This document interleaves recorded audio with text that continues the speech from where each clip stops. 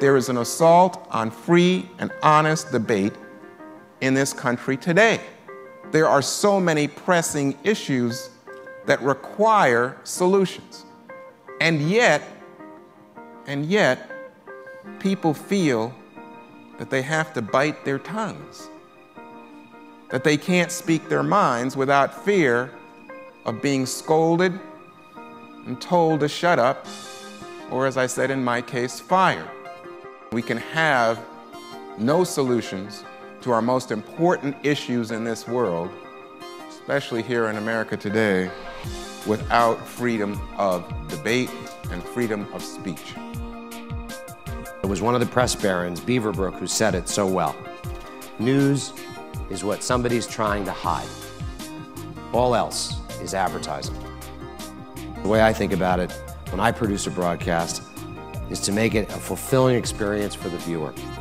I think we prove every single week that Americans are hungry for the kind of reporting that we put on Sunday nights.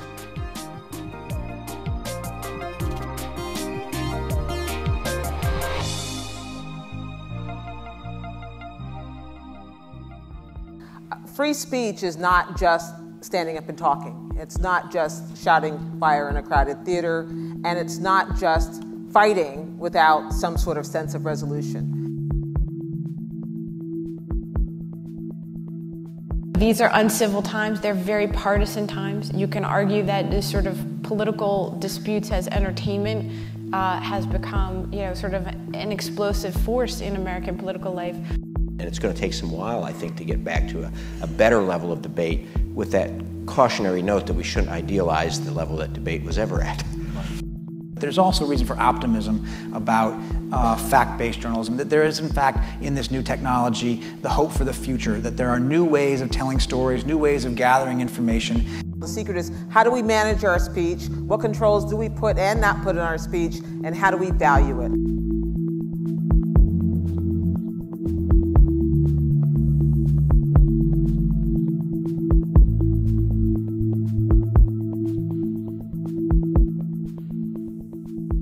Your speech online depends on a lot of people in the middle who hosts the speech, who host your domain name. The new battleground is about the intermediaries, and by intermediaries I'm thinking about, well, certainly search is a good starting point, but also the ISPs, the service providers who give people internet access. The telephone companies in a lot of countries are a choke point. The major publishers, and the platforms for speech. Those are the new targets. I think it's important as we think about free speech in the age of the internet to really look seriously at how the technology works and make sure that if we really care about free speech, that we protect the intermediaries all the way, that are necessary all the way. If you make intermediaries the gatekeeper, that I think will have a very chilling effect on speech.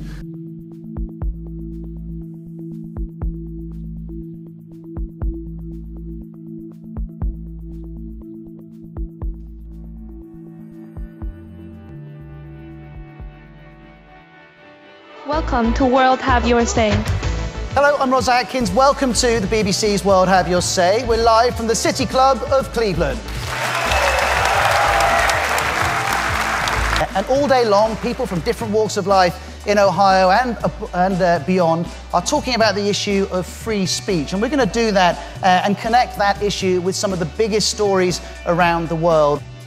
If you look at the Occupy Wall Street protests, so much has been learned from the protests that have been taking place in the Arab world. And I think, maybe we're asking the wrong question. The right question is, should we have been paying more attention to what was going on in the Arab world earlier than we did? I agree with Jamil about this. I mean, I wish the U.S. had been working more with civil society to build freedoms in these countries, and less with the militaries and the intelligence services. There's some element of darned if you do, darned if you don't in this. Oh, if you go abroad and you promote what you want and you support somebody, well then you're just saying what's best for everybody. But if you engage in national self-interest and realpolitik, of course there's something wrong with that too. Maybe isn't it possible it's a little harder than it looks? To all of you here and to all of you listening, thank you very much for your contributions. I'll speak to you tomorrow.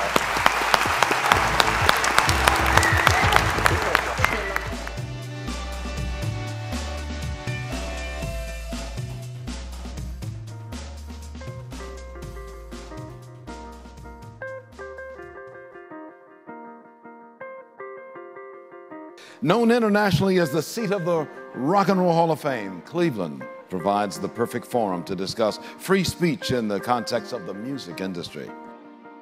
It's not like, you know, misogyny and homophobia and so on is contained only in the world of rap music and metal or whatever. Music. I mean, that's just absurd. It's an expression of the kind of crap that goes on in our society.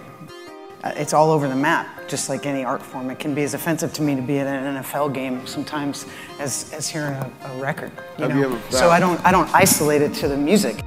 I tell artists alongside me and even after me to say, yo, just be true to your bone and go from there. And if they call it controversial, understand that it's just your point of view versus theirs. Freedom is what happens when you say something somebody disagrees with. There is no freedom of speech until you have that argument.